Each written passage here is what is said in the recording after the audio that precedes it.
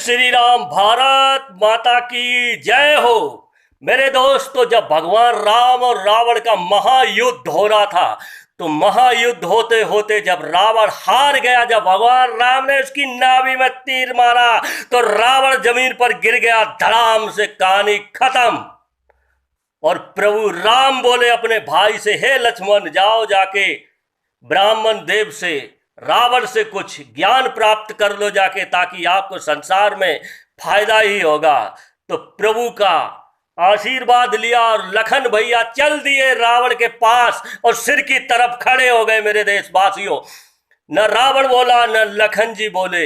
इतने में लखन जी को क्रोध आया और वापस चले आए। भैया, वो तो कुछ बोल ही नहीं रहा है, वो तो अहंकारी है, अभी भी अहंकार है उसकी नस नस में। तब प्रभु भगवान राम बोले कि हे लक्ष्मण, कहाँ पर खड़े थे? तो लखन जी बोले कि मैं उसके सिर की तरफ खड़ा था। भैया बोले, नहीं, जब किसी से ज्ञान लेना हो, किसी से कुछ चीज लेनी हो, तो उसके चरणों की तरफ खड़ा होना पड़ता है। यही आपने भूल की।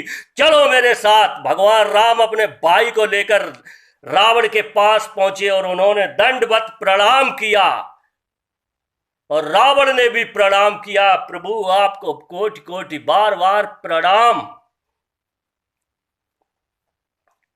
तो भगवान प्रभु बोले, बोलो रावण, आपकी कुछ इच्छा हो, अंतिम यात्रा में आपको कुछ इच्छा है आपकी?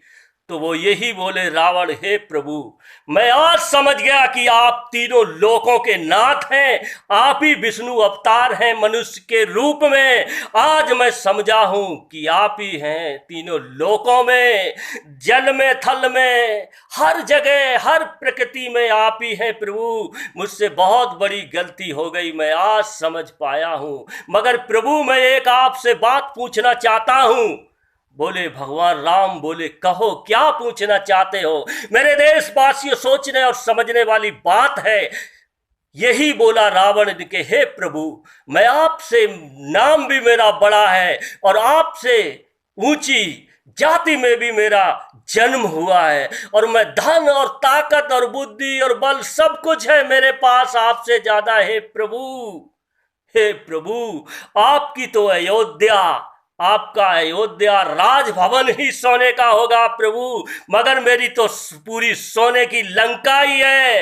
मगर फिर भी मैं एक समझ में नहीं आया कि मैं आज ये युद्ध आपसे हार कैसे गया और आप विजयी कैसे हो गए। तो मेरे देशवासियों, यहीं पर समझने और सोचने की बात है, क्योंकि भाई भाई होता है संसार में।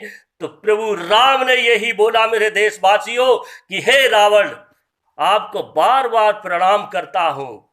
आप ताकत में और बुद्धि में, सब चीजों में आप ज्ञानवान हैं, धनवान हैं, ताकतवर हैं, मगर आपका भाई आपके साथ नहीं है, इसीलिए आप युद्ध हार गए।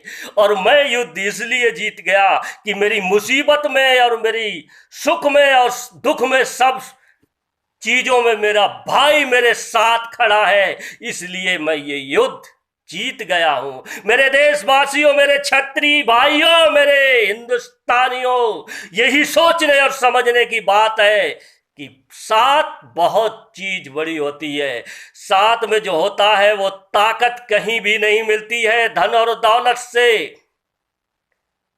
एकता ही हमारी ताकत है और जुनून होता है। एक ही शेर काफी होता है पूरे जंगल में अपना राज जमाने के लिए। जब जंगल में एक शेर दौड़ता है तो पूरे जंगल के जानवरों के आंख और कान खड़े हो जाते हैं। मेरे देशवासियों, तो इसलिए एकता बहुत जरूरी है, नहीं तो हम फिर टुकड़ों में बट जाएंगे। समझाने के लिए बहुत अच्छा लगे तो थोड़ा लाइक और शेयर जरूर करें मेरे देशवासियों, और इसको सब्सक्राइब करें मेरे भाइयों और बहनों। आज हमारे देश में ऐसे ऐसे कीड़े मकोड़े, बुद्धिजीव इंसान भरे पड़े हैं, वो अपने आप को एक माचिस की तीली समझते हैं कि मैं माचिस की तीली हूं, जलूंगा तो पूरे भारत को जला के खाक कर दूंगा। मेरे देशवासियों, मैं उन मूर्खों से पूछना चाहता हूं कि सबसे पहले उस माचिस की तीली का वजूद खत्म होता है, तब जाके वो कहीं आग लगाती है। तो इसलिए मेरे देशवासियों, अच्छा लगे थोड़ा लाइक और सब्सक्राइब और शेयर जरूर करें, ताकि उन बुद्धिजीवों के आंख और कान खुल जाए, क्योंकि इस जंगल में अभी शेरों की कमी नहीं है। अभी बहुत शेर, बहुत क्षत्रिय है, महाराणा प्रताप जैसे अभी भी बहुत है। इस देश में अभी शेरों का अकाल नहीं पड़ा है मेरे देशवासियों।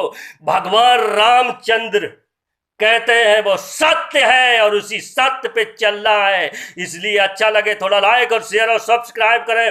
भारत माता की जय, जय श्री राम।